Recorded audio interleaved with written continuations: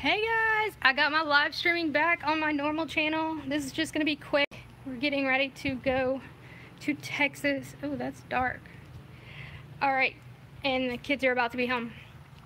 But I guess they gave me my live streaming back early. How nice of them. So a lot of people are, saying crazy things like, you should do this, you need to talk about this, and like, it doesn't make any sense to me. Like, this is my channel. I don't want to do the same thing that multiple other channels are doing. Now, I do agree that we do need to unite about certain things and make the public aware of things, but it's my channel. I do take suggestions, but not so rudely. What's up? What's up? So I don't want to be kicked off of my live streaming on my very first day of having it back. So I won't go into too much detail on some things that we're going to be talking about, but a lot of it's going to have to do, I'm looking into a lot of stuff with, Israel and how much they're just taking on the, a lot of the, even the trans agenda, all of this really has a lot to do with, the greater Israel project. Even people that y'all might really like, but they are a part of it, Blair White, I really like her talking points, but I think they want us to like that. Milo, if you haven't seen him talk about pedophilia and him being molested as a child and enjoying it, it's like they want us, these people on the conservative side, to, I don't know, so we would get used to that and think it doesn't matter. I mean, it does matter. I'm going to talk more in depth about it later when I have more time. But one thing, if y'all did not see this last night, well, it's not like it was everywhere, but there was a, yeah, exactly. He's another Alex Jones. Trump had a rally last night, and a guy from the Trump 2020 campaign, he was told that if any Q posters ended up on mainstream news last night, he would be fired. Do y'all understand the gravity of that? What they meant by that was they had to ensure that anybody that had Q signs, Q shirts, anything like that would be shielded. The signs were being taken. Secret Service was taking all Q signs, and I've spoken about this before. A few months ago at one of the rallies, one of my friends, he was there, and they were taking all of that. So if you really still believe that Trump's behind Q, guys, he's not. He's not. It's actually embarrassing him. Like I've said, it doesn't look good. It doesn't look good for him. And for it to be so huge that, I mean, a guy would get fired over it. He's not part of Q, he's just part of the campaign, so they wanted him to make sure the crowd, anybody that had these Q things on, were pushed to the side. Q, you're fired. That's funny. Unfortunately, not everyone will see the truth. It's true, and that's what sucks.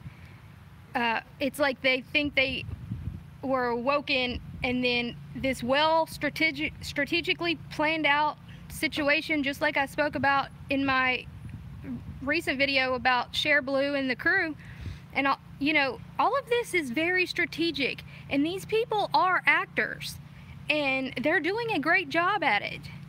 And a lot of y'all are taking up for some of these people. You're like, no, they're not like this. No, they really are. They really legitimately are. But all we can do is just try to get them to see the truth, because seriously, things are not looking all that great. I know some people think it is, but it's really not. I don't know. I think a lot of what we've been told, you know, we've kind of been just kind of, I don't know how to put it. I feel that pretty much everybody in government is corrupt. I would say 99%. And the other 1% is just doing what they can, and it doesn't matter. And so the only thing we can do is work from a local level. When you work at a local level and then to a state level, it's a lot easier to get things done than trying to just say, oh, Trump will fix everything. That's crazy. That's impossible. You know, working from a lower level is the best way to go about anything. And that way, you know, at least in your area, things can be fixed. But I don't know if y'all heard about the prisons, that they're having all these huge strikes and stuff. That's pretty scary, guys. Because I know a lot of people are like preppers and stuff like that. And this right here is pretty scary, because think about something. If we had like an EMP, you know, to where the whole grid is down and government's shut down because, you know, we have no electronics, what do you think's going to happen with these 2.9 million prisoners? You think these prison guards are going to go to work?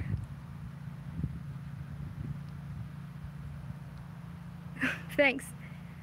I don't think so. And so they're going to have to let these people out right now. The governor of California, I swear, he is a moron. He is looking to commute all the sentences of the death row inmates.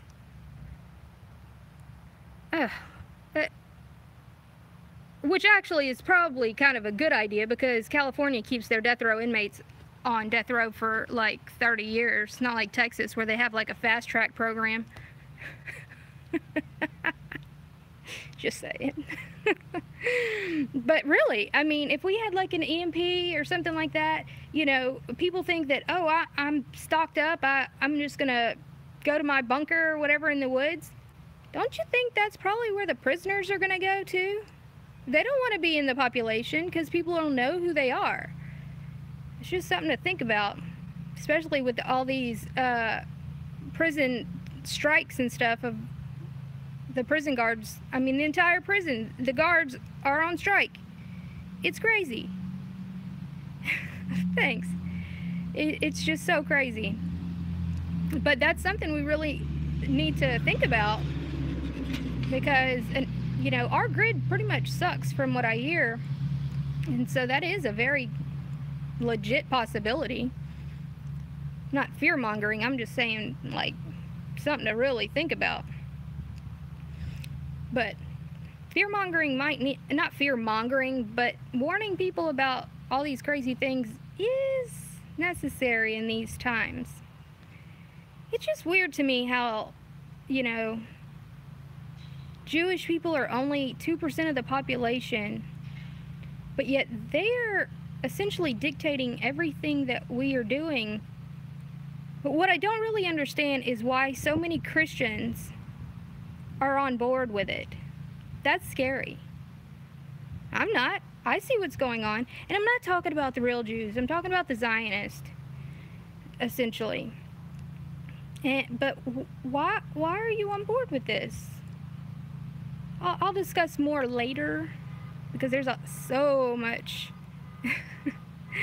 Yeah, I am. I know, you know, just a few years ago, I really didn't know anything about this. And then whenever I realized everything, well, I thought everything, and then it was like, wham, holy crap, it's really all of this. You know, you think that you figured most of it, you'll never figure everything out, but it's like you figure, oh, okay, it's the government, it's this and that, and then it's like, holy crap, it's something else. It's even crazier. There's so much craziness.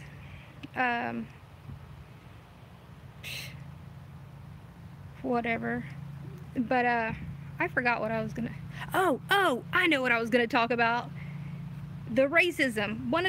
Somebody on CNN or some freaking, I don't know what it was, talking about schools are racist. Hey, y'all press the thumbs up because it helps like push out to more people. But she's saying that the public schools are racist against black youths, mainly black girls. Guys, that's another part of it. They want to divide us in any way they can. But it goes back to what I talked about in my video, 2 videos ago, about fatherless homes. Almost all of that, but that was part of their plan too. You know, the plan to divide homes, you know, the divorce rate and everything. And it all goes back to fatherless homes and all these kids acting a fool.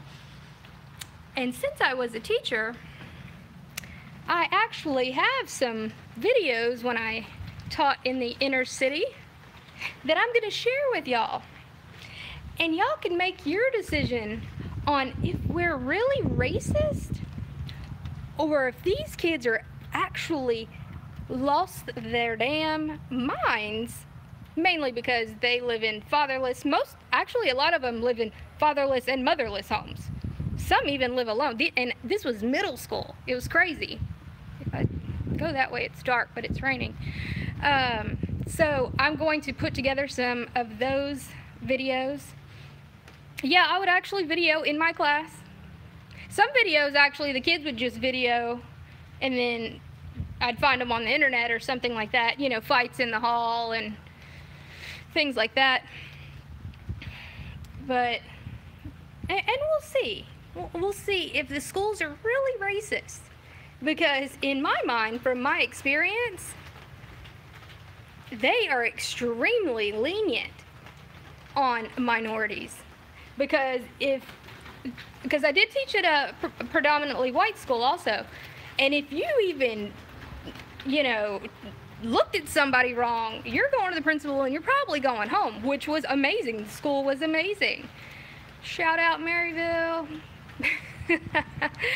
But they don't do that there.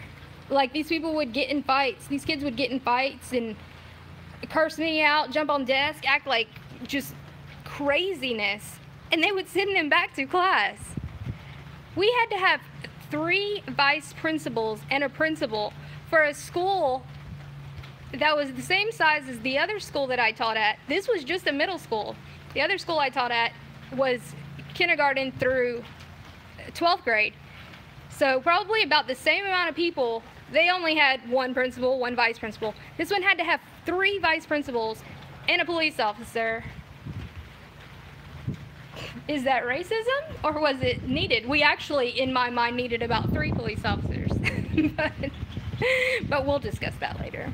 And this isn't about race. I mean, it all really goes back to fatherless homes.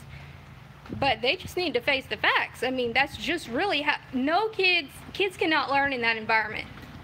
You can have the smartest, most intelligent child, and if 5 people or 3 people are acting a fool, these kids can't learn. It's insane. I mean, I couldn't even teach. I'm like, this is crazy. You're gonna see, because you'll see me in it too. And I'm just like, I'm done. You know, I was like, I don't even know what else to do. Let me just turn on my camera. Because it was just so insane every single day. But kids are about to get off the bus, and all schools need armed guards. Yeah, we have police officers at all of our schools here, and they have guns. But I definitely agree. I think I wanted to carry at the schools that I taught at the inner city schools that I taught at. I really did, and not because I was afraid of the kids, but the area was not great. And even the kids would tell you, you know, they're like, Miss Hammonds, you don't need to be in this area after dark. They don't want you here, meaning they didn't want white people there.